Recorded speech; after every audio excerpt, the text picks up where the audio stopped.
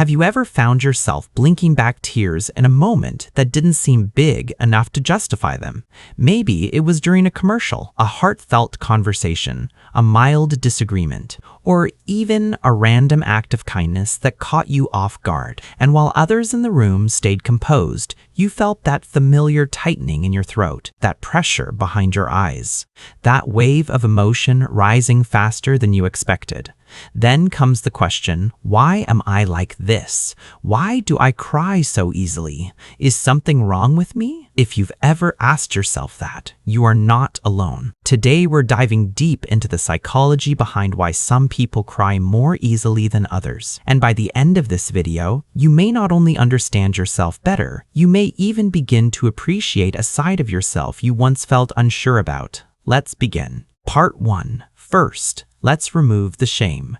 Before we talk about brain chemistry or personality traits, we need to address something cultural. Many of us grew up hearing messages like, "Don't cry, be strong. Stop being so sensitive. Keep it together." Emotional control is often praised as maturity, but emotional suppression is not the same thing as emotional strength. Crying is not a character flaw. It is not a lack of resilience, and it certainly isn't a measure of intelligence or capability. In fact, humans are the only species known to produce emotional tears. That alone tells us something powerful. Crying is part of our design. So if you cry easily, the first thing you need to understand is this: there is nothing inherently wrong with you. Part 2. What's happening in the brain? Let's step into the science for a moment. When you experience an emotional trigger, whether it's sadness, frustration, empathy, relief, or even joy, a small almond-shaped structure in your brain called the amygdala becomes activated.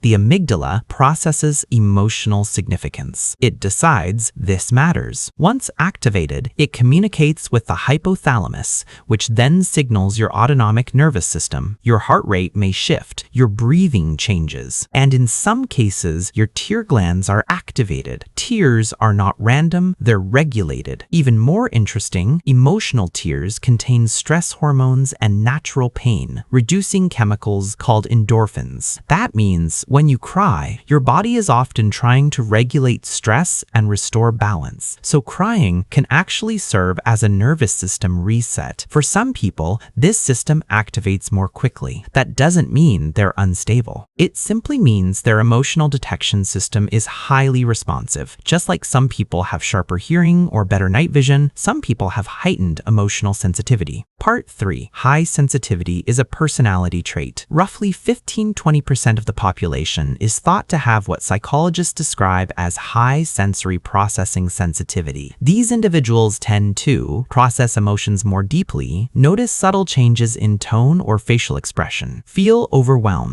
in chaotic environments, experience strong emotional reactions. If you cry easily, you may fall into this category. But here's the part many people miss. High sensitivity often comes with strengths. Highly sensitive individuals are frequently empathetic, creative, detail-oriented, introspective, emotionally intuitive. They often excel in roles that require understanding, creativity, and human connection. The very thing you might criticize about yourself could also be one of your greatest assets. Part 4. Emotional intelligence and vulnerability. There's a misconception that emotionally strong people rarely cry. In reality, emotional intelligence involves recognizing, understanding, and appropriately expressing emotions. Crying, in many cases, is an honest expression. People who never cry aren't necessarily stronger. They may have learned to suppress emotion, distract themselves, or detach. But long-term emotional suppression is linked to higher stress levels, increased anxiety, and even physical health issues. When you allow yourself to feel, even if that feeling includes tears, you are practicing emotional authenticity. And authenticity requires courage. Part 5. Stress and modern life overload. Let's talk about something very real in life. Fast-paced work environments, economic pressure, student debt, social comparison on social media, political tension, information overload.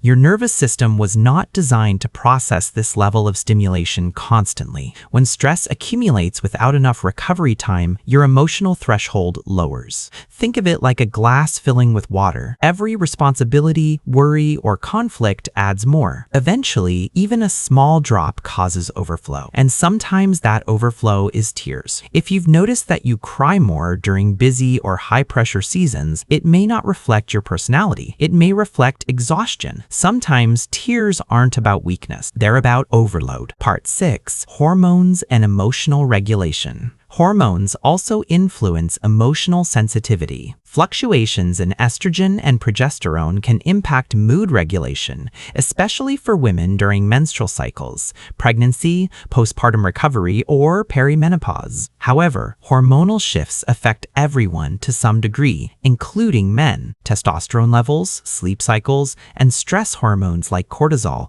all impact emotional regulation. When your body chemistry shifts, your emotional response may shift too. This doesn't make your feelings irrational. It makes them biologically influenced. Understanding this can reduce self-criticism. Part 7. The role of childhood experiences. Our emotional patterns often begin early. If you grew up in a household where emotions were intense, frequent conflict, unpredictability, or criticism, your nervous system may have adapted by becoming hyper-aware. Children who grow up in emotionally charged environments often develop strong emotional radar. They learn to detect subtle cues quickly. This hyper-awareness can continue into adulthood. On the other hand, if you were told repeatedly to toughen up, you might feel embarrassed when emotions surface. But emotions don't disappear when ignored. They get stored, and stored emotion eventually finds release. Crying can be one form of release.